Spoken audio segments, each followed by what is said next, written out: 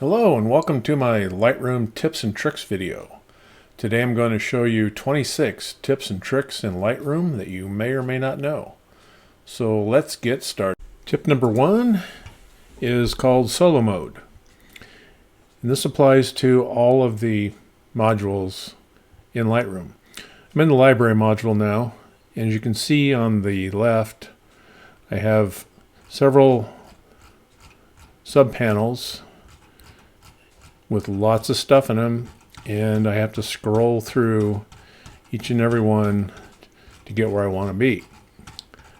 And so to clean this up a little bit, I can right click on any of these. I'll just right click here on the folders panel and choose solo mode. And so now when I click on a subpanel, just that panel is visible. Cleans up things a little bit. So that's solo mode.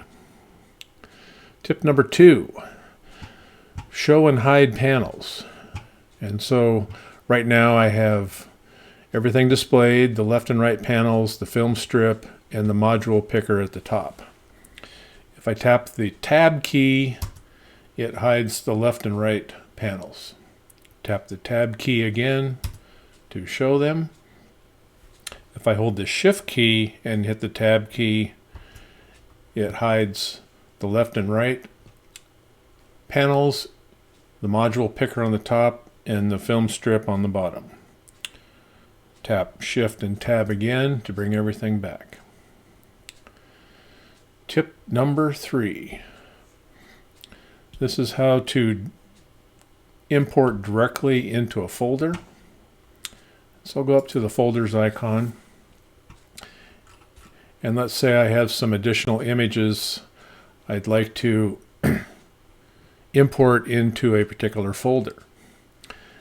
And so I can right click on whatever folder it is. I'll just pick this Vista House folder down here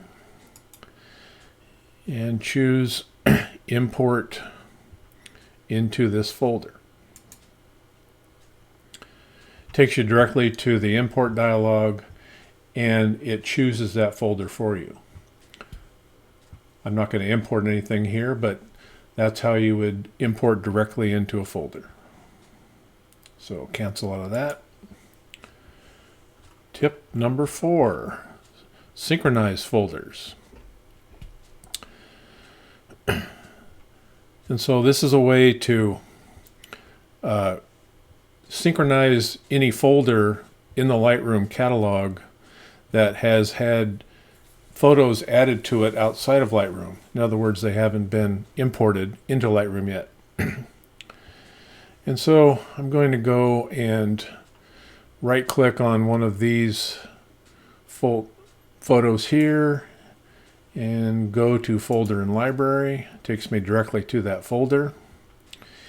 And what I can do, I know that I added some photos to this folder outside of Lightroom. And so I'm going to right click on this folder and synchronize folder. Comes up with a panel, tells you how many photos are going to be added. Simply click synchronize. Goes through the process. And there's the 4 images. Now every time you import into Lightroom, it creates this temporary catalog of previous import. And so if I want to go directly to that folder, I can again right click on any of these photos, go to folder and library, takes me directly to my folder, and there's my 4 additional photos. Tip number 5, flat view. And so you'll notice in the folders panel, there's parent folders and subfolders and subfolders, depending on how you organize your Lightroom. But each one of these parent folders tells you how many photos is within that parent folder. And so this 2021 folder has 9,676 photos. And the subfolders below, like the 11 folder, has 1,156. That would be the sum of all the folders at the lowest level. And so if you want to see these folders listed without flat view applied, go up to the top of the folders panel, click the plus sign, and uncheck show folders in photos and subfolders. And now they'll all have, or they should have, zeros in them, unless you mistakenly have a photo in one of those parent folders that you don't want. You could simply click on that folder and drag it to where it's supposed to be. Okay, we'll go back and turn back on show photos and subfolders, so flat view is reinstated. Tip number 6, searching folders and collections. Now this applies to folders and collections, and so I'll do it just for folders. There's a little search field up here. And so if I tap my cursor in there, I can type in anything I want. Let's type in steam train. And it finds all the folders that have steam train or keywords with steam train included in them. And so a quick way to narrow things down with a search capability. X out of that to get out of the search. Tip number 7, mark folders as favorites and with color labels. And so let's say that I really like this particular folder and I want to make it a favorite, and you can make as many favorites as you want. And so what I'm going to do is right click on this folder and choose Mark Favorite. And what it does, it's probably hard to see, but there's a little tiny dot down there in the corner of the folder icon that designates that as a favorite. I also have this Steam Train folder down here designated as a favorite. You can add color labels to folders, and you can see this folder up here has a green label on it. Let's say I want to add a color label to this folder here. Right click on it, add color label, and then choose the color. I'll choose blue in this case. I can do that to as many folders as I want. And so one thing you can do with favorites or color labels is use the search icon up at the top. And this time I'm going to click on the little search icon here. That opens up a list. All is checked here. If I want to search just my favorites, click on that. Narrows it down to just the favorites. If I wanted to search by a color label, let's say that blue, and there's the blue folders. And when I'm done, I can go back to all. Tip number 8, a quick way to increase or decrease the size of the thumbnails in the grid view. And so there is a slider down here in the lower right of the grid view, and I can drag that up or down to increase or decrease the thumbnail size. The shortcut would be to tap the plus key to increase, tap the minus key to decrease. Tip number 9, filtering with star ratings. And so I'm in the grid view still. And let's say I want to apply a star rating filter to this grid view. Up here at the top, you have 3 options, actually 4. text, attribute, metadata, and none. Right now, none is applied, so there are no filters applied. If I click on attribute, it gives me all the attributes, not only star ratings, but color labels, pick flags, reject flags, things like that. And so if I want to filter just the 2-star, click on the second star in the filter, and I can also add a Boolean operator to this, equal to or greater than, less than or equal to, equal to. And so if I click on equal to, I'm only looking at 2-star photos. Now let's say I want to remove a photo from this filter. This photo here, I don't think it's worthy of 2 stars. And so I'll tap the 0 key to take the star rating off, and it will go away from this filter. And so a nice way to narrow down what you're viewing in any particular folder with star ratings and filters. So when I'm done, I'll click None. Tip number 10. Let's go back and apply that. There's that 2-star filter. Now, if I go to another folder, so I'm currently in this folder here. If I go to another folder, that attribute filter was taken off.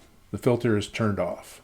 What if I want to keep that 2-star attribute locked when I switch folders? There's this little lock icon up here in the far upper corner, and I'll click that to lock it.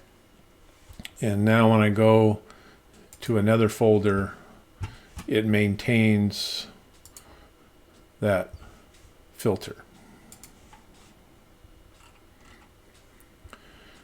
Okay, I'm going to turn this filter off, click None. And let's say I want to apply 2-star ratings to other photos in this folder. One trick way is to use the paint tool. And that's down here at the bottom, and it's a little spray can. And it's called the painter. When I click on that, I can paint several things, not just star ratings, but I can spray keywords on a photo, labels, that would be a color label, flags, pick, unpick, reject, metadata, settings, and so on and so forth. And so let's say I want to spray 2-star ratings on photos. And so make sure that's checked. And over here is where you would select the star rating that you want to apply to a photo. And you see the spray can, and it's only visible when you're in the image itself, not out on the border. So simply click your mouse and it applies that star rating to the folder. You could click and drag. So if I start over here on the left, I'm going to click and drag. It quickly applies those 2-star ratings to all those photos. Okay, so tip number 12 is for creating and using a targeted collection. So down here in collections, right now I have the collection I'm using for this demo designated as a target collection, and you can only have one targeted collection. So let's say I want to create a new one. What I'm going to do is click the plus sign next to collections, create collection, and down here check the box for set as target collection. And for this demo, I'll call it test for target. Click create. and it created that collection with that plus sign applied to it now. And since there was only one photo active when I created that collection, it added that one photo to this collection. Let's go back to that. I'm going to turn the paint tool off. Should have done that earlier. Right click on this photo, go to folder and library. And let's say I want to add some other photos to that target collection without having to drag it or go to that target collection physically. So let's say I want this photo here added to that target collection. I can right click on it,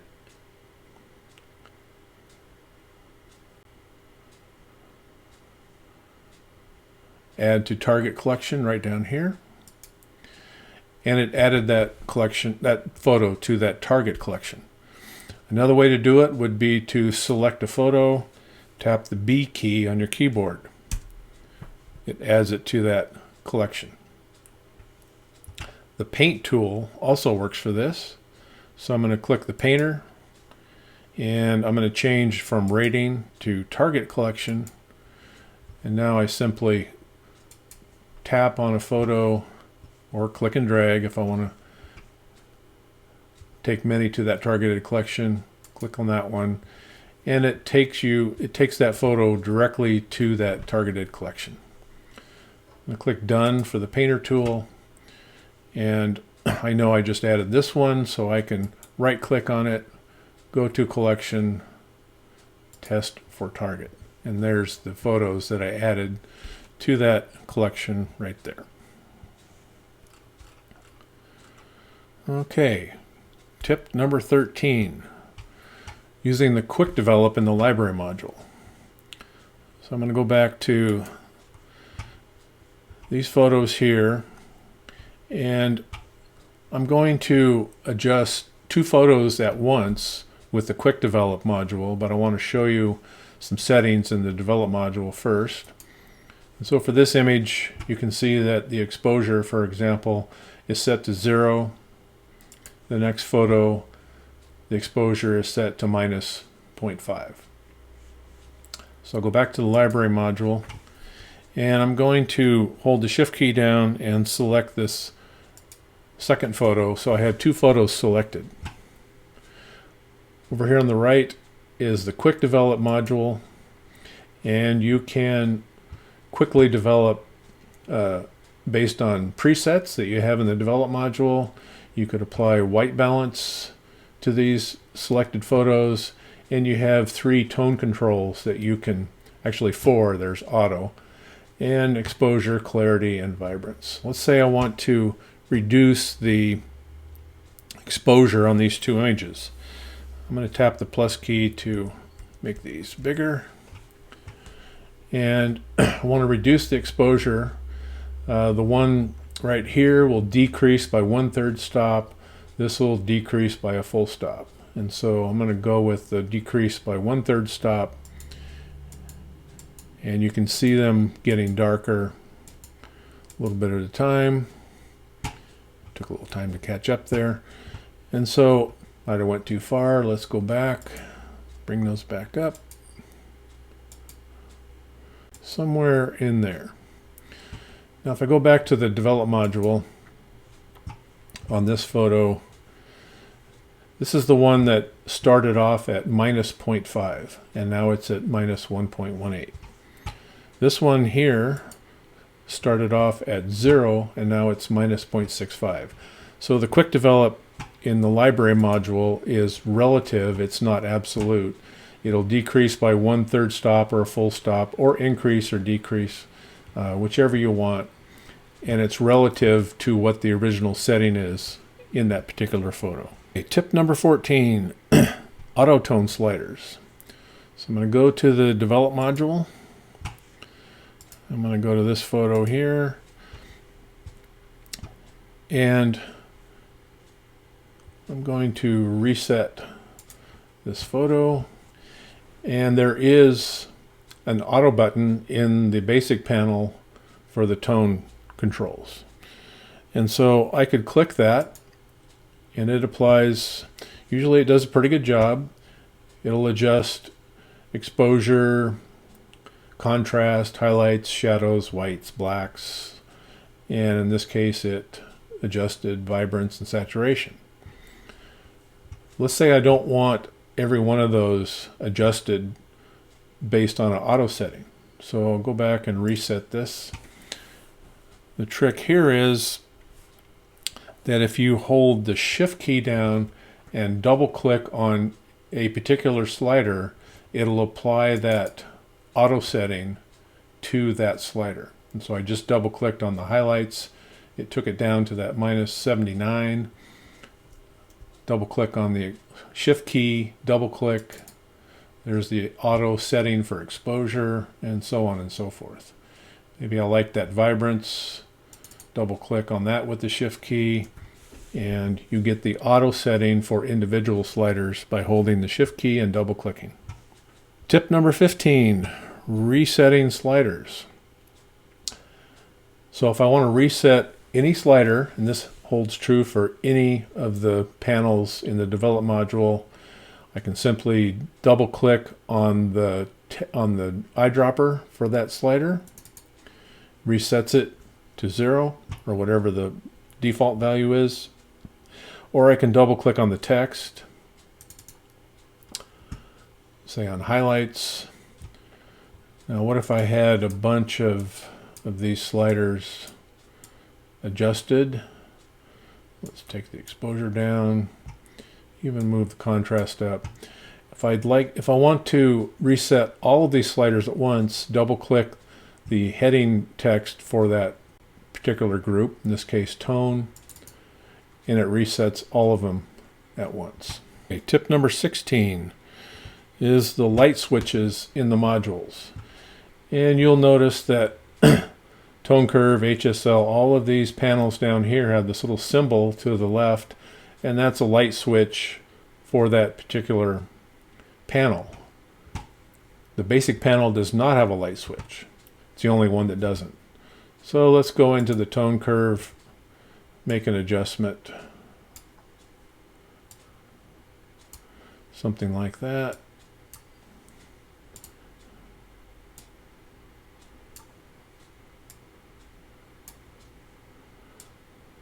That should be good enough. If I want to see the before and after of just that adjustment, I just click on the light switch for that particular panel, and I can see a before and after for that specific panel. Okay. Tip number 17, the crop tool. So up here is the crop tool. And if I tap the X key, it inverts that aspect ratio. You'll notice that there's a lock icon up here, and it's locked right now. So if I drag any of the handles, it maintains the aspect ratio. What if I want a free transform or free crop? I simply go over here and click unlock to do that. But the shortcut key for that is the A key. I'll tap the A key and you'll see the lock icon go back and forth. So I'll unlock it, and then I can free transform however I want. Let's go back to the crop tool, and you'll notice the overlay. Right now it's on rule of thirds. If I tap the O key, I can cycle through the overlays. And so there's the next one. And there are several. So I'm just tapping the O key, and then I'm back to the rule of thirds. Let's say I don't want to have all of those visible as I cycle through them. I go under Tools, Crop Guide Overlay, choose overlays to cycle, and I can uncheck the ones that I don't want. Let's say I don't want the spiral, maybe I don't want the triangle or the center. Click OK, and now when I tap the O key, it's just cycling through the ones that were checked. Tip number 18, visualize clipping. Up here in the histogram panel, you can hover over these little triangles up here to show clipping. And let me decrease the blacks to emphasize lost shadow detail. And now when I hover over that triangle, it shows the blue. The white, let me increase whites. Hover over that, shows you the blown out highlights. You can also click on one of these triangles and it stays on the screen. But what if I don't want to use these triangles? Tap the J key on your keyboard to show shadow and highlight clipping. And then you can go and adjust the sliders to get rid of that, if that's the goal. Something like that. Tap the J key when you're done to turn the clipping visualization off. Okay, tip number 19. Using the histogram to adjust basic panel tone sliders. And so I don't have to be in the basic panel to do this, but in the histogram, there's these little, I'm just hovering over these regions in the histogram. And to the far left is blacks, there's shadows, there's exposure, there's highlights, and there's whites. By clicking and dragging these regions, you will move the corresponding slider down in the basic panel. And so if I want to decrease exposure, I would hover over this area here in the middle. It says exposure right below. Click and drag, and I'm decreasing my exposure. If I wanted to increase shadows, click and drag in that area. And so you can do that when you're in any panel whatsoever. See, I'm in the detail panel and I want to decrease blacks a little. You can do it anywhere. Tip number 20. Before and after. So I'm in the develop module. There's this little icon down here that's for before and after down here in the lower left. And I can click on that to go to before and after. Go back to loop view with that icon. Or I can tap the backslash key and I cycle through before and after. So before and after, backslash key. Okay. If I want to see the before and after boxes, I can simply tap the Y key and it says Y right on it. And so tap the Y key and now I'm seeing before and after side by side. Let's say that I want to see a different history state in the before. And so I'll go to the history panel here on the left. And let's say I want to see what the before looks like after I did these tone curve adjustments here at the bottom. And so I'm going to click and drag the shadows history state onto the before, and now that's my before based on that history state. If I want to go up here, I can drag any of these states to the before to make that,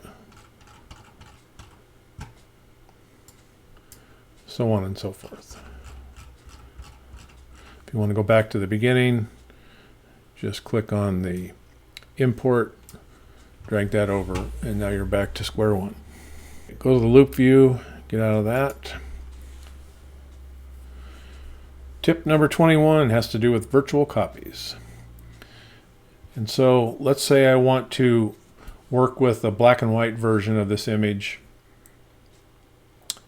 but I don't want to change the original and then have to go back and undo things, and I want to work with a separate copy. Virtual copies are perfect for this because they don't take up any hard drive space. They're just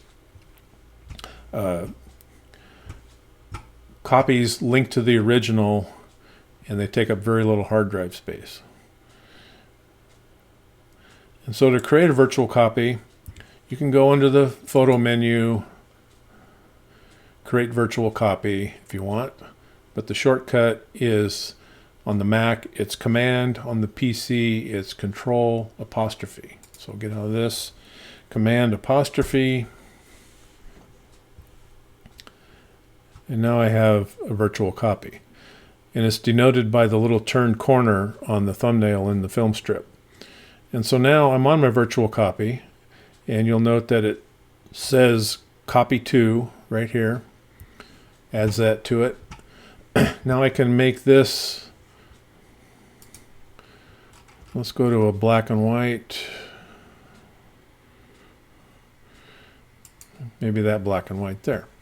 Okay, and I just clicked on a preset. There. And so I made a sepia toned black and white copy on the virtual copy. Let's say I really like this virtual copy better than the color original. But the problem is, if I delete the original, the master, it's going to delete the virtual copy because they're linked. And so to remedy that, I'll click on the virtual copy, and this is in the library module. So go to the library module, go under the photo menu, set copy as original. And now my color version is my virtual copy. My black and white version is the master, and I could delete the virtual without affecting the original. Tip number 22, mask overlay colors. So let's go back to the develop module, and I'm going to work on this image here. I want to emphasize the nose of the train, and so I'm going to go into my mask, select a radial gradient, create that, move it over the nose of the train, right in there. You notice when I hover over it, it shows the overlay in green this time. Let me click Show Overlay, or press the O key on your keyboard. And to change that overlay color, I can tap Shift O to cycle through. There's white, there's none, and there's red. So we'll go back to green. If I want to simply turn the overlay off without going over and clicking this checkbox, just tap the O key and it turns the overlay off. Tip number 23, reduce or increase a mask effect. So I still have my radial filter applied here. I'm going to make some adjustments, maybe make it a little brighter, bring up the shadows, reduce the blacks. I'm going to take it a little too far just to illustrate the point here. Let's increase the clarity.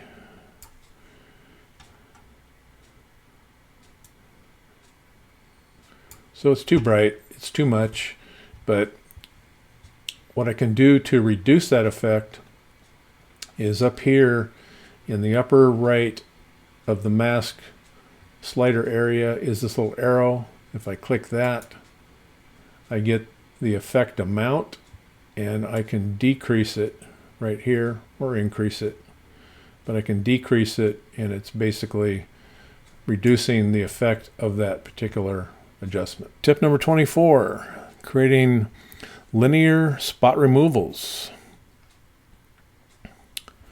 So for that, I'm going to go to this image, go to the spot removal tool, and here's my brush right here. I can increase or decrease that with the scroll wheel on my mouse. I can't control the feather with a mouse, but I'm going to decrease that back to about 50. And I can move my scroll wheel to increase or decrease the brush size. And so let's say I want to remove these signs over here.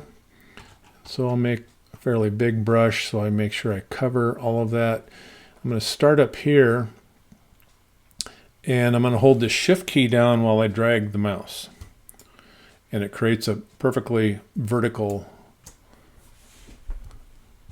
brush stroke. And so there's that. To illustrate how you would use the shift key with something horizontal is hold the shift key down and drag to the right or left, and it creates a perfectly horizontal brush. I'll delete that. But what if I want to create a perfectly straight line that isn't horizontal or vertical? So I'm going to zoom in on this image. Go down to one of those power lines. Let's say I want to remove this power line. Reduce the brush size a little with my scroll wheel. Now I could freehand paint over this, but if I'm not real steady, it may or may not work very well. And that would work good for a complex shape, but if I want to keep it straight, let's delete that. I'm going to click once at the beginning, and that creates a spot removal. There's just a single spot. Before I move on, I hold the shift key down and click at the end, and it gives me a perfectly straight line between those two clicks. And so there's that trick. Okay, tip number 25. Let's modify a gradient mask. Use this image here.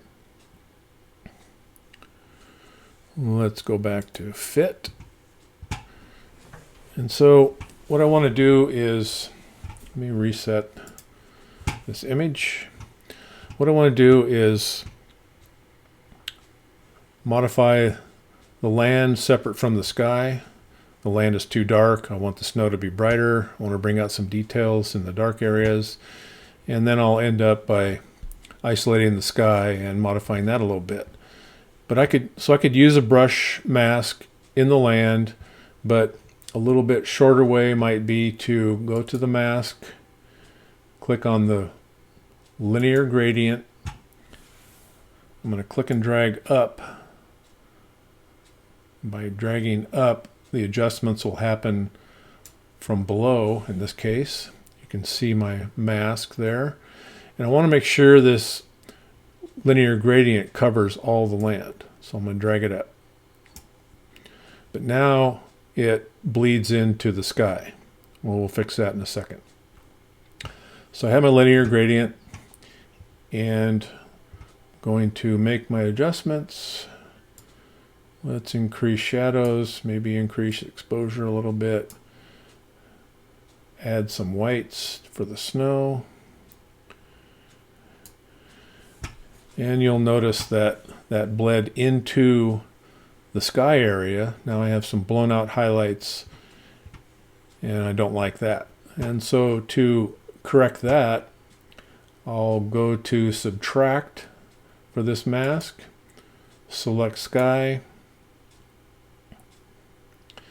and it subtracted the sky from that linear gradient, leaving me with the adjustments just in the land. And so there's before and after. So to finish up with this particular adjustment, I'm going to create a new mask, select the sky. I just want the sky only. Does a pretty good job of selecting the sky. There's my green overlay. And this time I'm going to add some little bit of clarity, not too much, maybe some dehaze for some contrast. Decrease the highlights a little bit, increase the whites for bright tone contrast. And let's see how that looks before and after. Yeah, it looks pretty good. So there you have it. Tip number 26 is zooming in and zooming out. And so as you can see, well, maybe you can't see it, but my icon for my mouse is a plus sign. If I click that, it zooms in. If I want to quickly zoom back out, tap the space bar. So tap the plus to zoom in. I can move around by panning, tap the space bar to zoom back out. So there you have it, 26 tips and tricks in Lightroom. Thanks for watching.